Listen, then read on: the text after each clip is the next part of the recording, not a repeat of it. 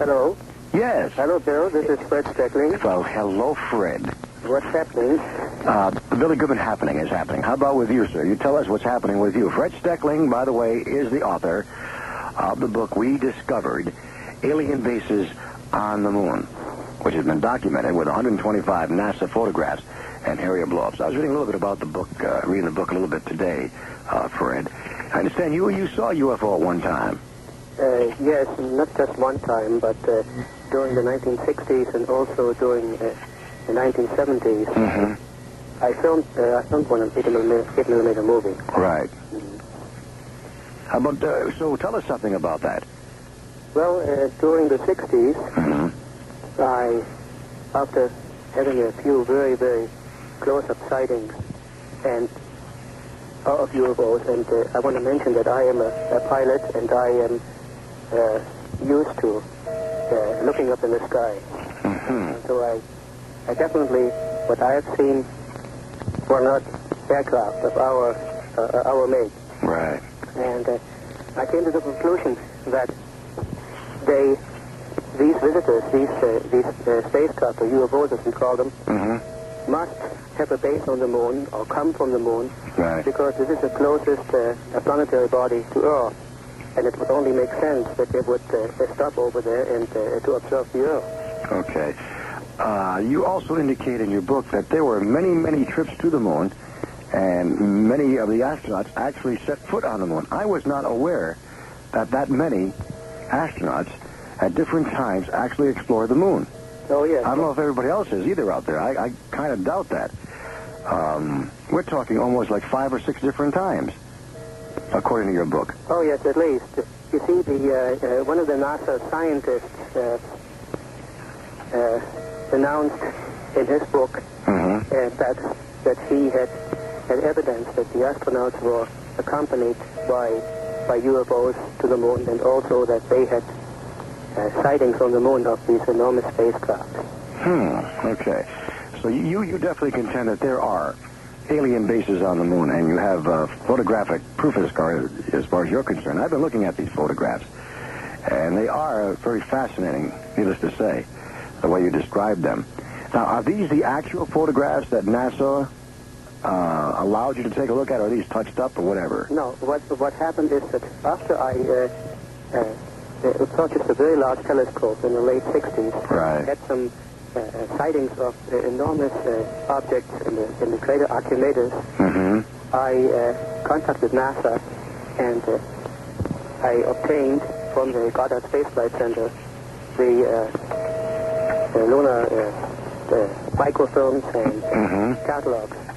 And after examining about 15,000 of these photographs, right, I ordered enlargements of these pictures, and I have those enlargements, or enlargement of the enlargements in my book. So these are all the original NASA photos numbered. All right, Fred, let's see if we have some telephone calls. I know there are some people dying to talk with you, and they're probably trying to get through right now. Let's give the phone numbers out to you folks. If you have any questions for my guest tonight, Fred Steckling, he's written the book, Alien Bases on the Moon. Fascinating book. Our phone numbers, we have a question for him. What kind of method of analysis did you use to find all your findings? I mean, it's unbelievable. A picture is worth 1,000 words.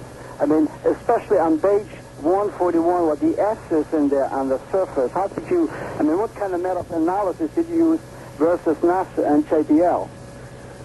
Well, what I did is, like I say, I ordered these NASA photos. I examined them very carefully with magnifying glasses. I found these markings and objects on the moon. I enlarged the area and published it in my book. Of course, NASA never acknowledged these findings. They just have kept quiet about it. Now, there's a lot of airbrushing going on, too, by NASA, right? I mean, there must be individuals seeing they have $1 million equipment. They must see the same thing you are seeing. So I'm sure they're brushing it up or touching it up. Well, it is entirely possible that NASA is doing retouching, but I must say that in my case, over the last 15 years or 20 years, I had excellent cooperation and received all the material that I requested from them. And I feel that I was just lucky to find so many things going on the moon that perhaps were overlooked by NASA because, as you know, they're short of staff, they're budget problems, they have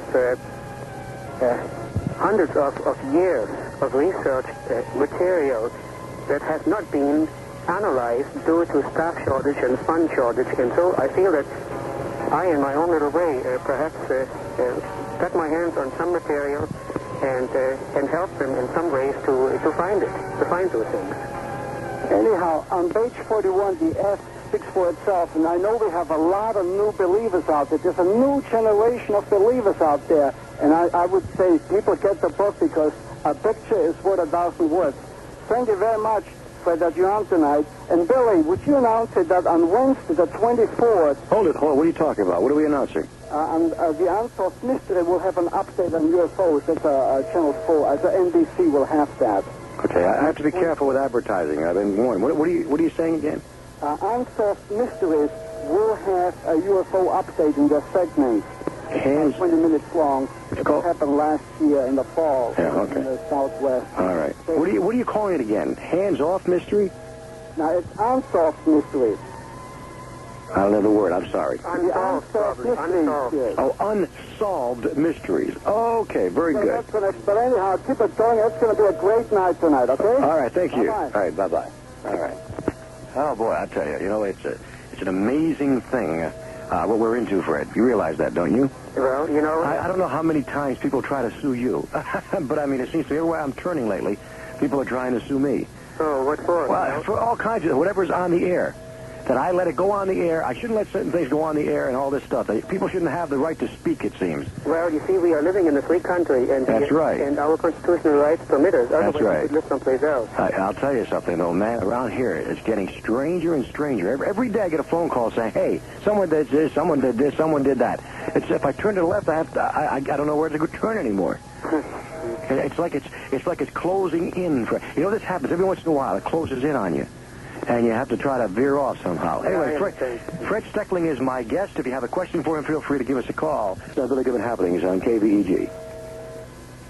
Please turn your radio down, and if you have a question for Fred Steckling, hello. Yeah, hi, this is John. I had a few questions for Mr. Steckling. He's right there. Yeah, about these alien bases on the moon. Mm-hmm. Are these subterranean, built inside the bases of the crater?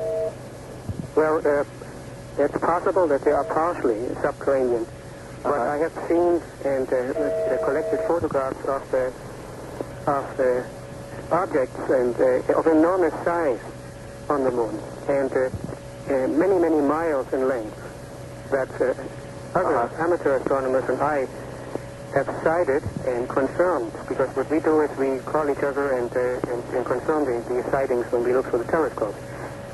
Yeah. And we have seen these objects miles and miles in length, and it can only be of extraterrestrial origin. It's impossible for any earthly nation to even attempt to build such devices. Yeah, I know Bill Cooper had said that there's water and vegetation and an atmosphere. What are your views on that? Well,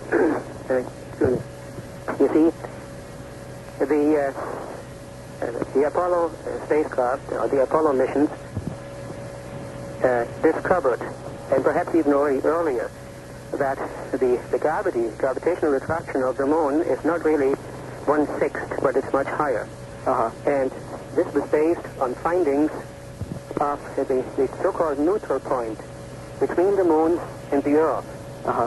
And the neutral point, to use the 1/6 rule, or the old theories, the neutral point would be about 25,000 miles from the moon.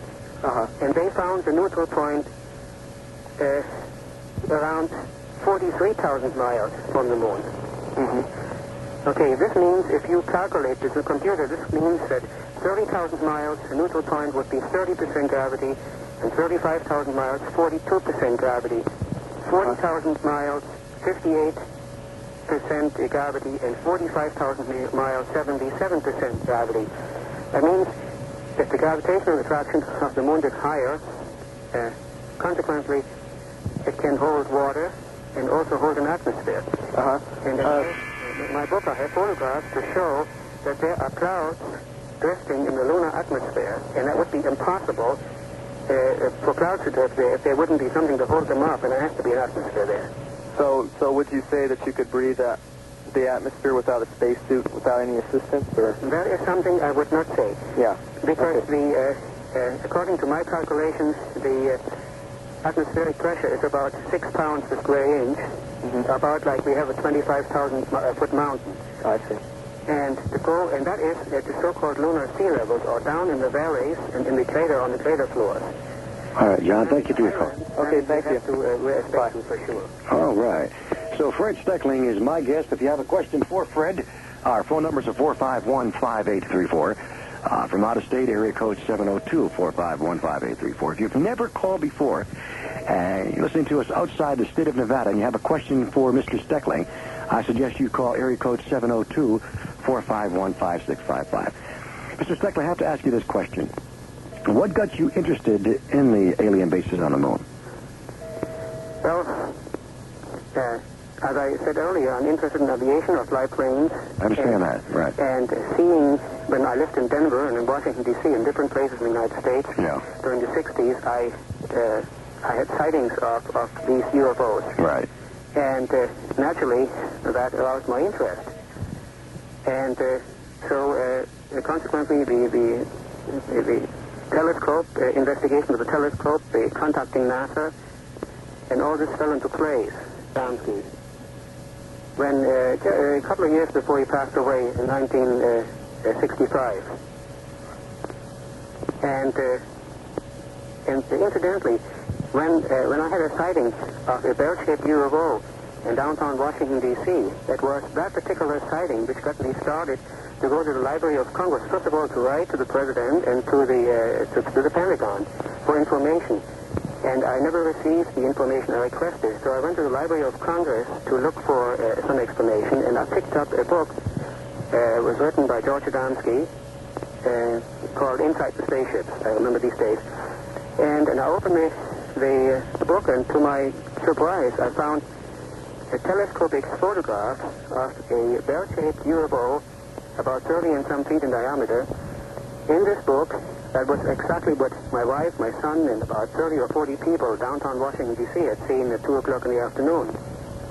And this got me started, so I contacted the man, and I met him, and found him to be a very, very interesting person. Did you use or get any pictures from him, or any more information from George? What happened is that, yes, I got... When he passed away in 1965, I received his movies that he had taken, 8mm movies during his lecture tours. And I still have those movies, UFOs in Action on 8mm home movies. And with this film, I went to contact the officials, and that was the Pentagon again, and the Senate Space Committee, and the Goddard Space Flight Center. And I was invited by all three agencies of the government. Very definite object, which is there's no lights or anything like here. Typically people describe some kind of sighting of, if you want to call it that. I really don't know what it is, but it's a definite object right above a ridge. And then he told me about your Blue Diamond experience and stuff. So maybe, I don't know what happens up there, or where you people go to film it, or what you go to look at up there. But there's a definite object. I mean, it's as clear as you can be with a night sight, and it's fairly close to the ridge. There's no sound. There's sound incorporated into the film, but there is no sound coming from it. It's quiet. It's not making any, I don't know, jet sound or whatever might be incorporated with something like that. It's just yo-yoing up and down. There's no lights, but it's definitely, it's not. Obviously, it's a UFO. Who knows? Okay. No. If you can't identify it, it's a UFO. I guess so. And it's unidentified. It's really interesting. It's like, we film a lot of different stuff, and this is something that's, and then he brought up the fact that he listened to your radio station, and you hear about your Blue Diamond stuff, because we're looking at it saying, what is this? Is it a flaw in the film? Is it whatever? It's obviously not. But if I can give it to you or bring it to you, a copy of it, and somebody want to review it, Yes. yes, Robert. Yes, Robert. Yes. Slow down, Robert. Where can I send it? Okay, no, you can bring. You're in Las Vegas, right? I am right now. Yes. Okay, well, you can actually bring it by the station anytime during the day. Okay. Between 9 a.m. and 5 p.m. Just put my name on it, and they will see to it that I get it. Great.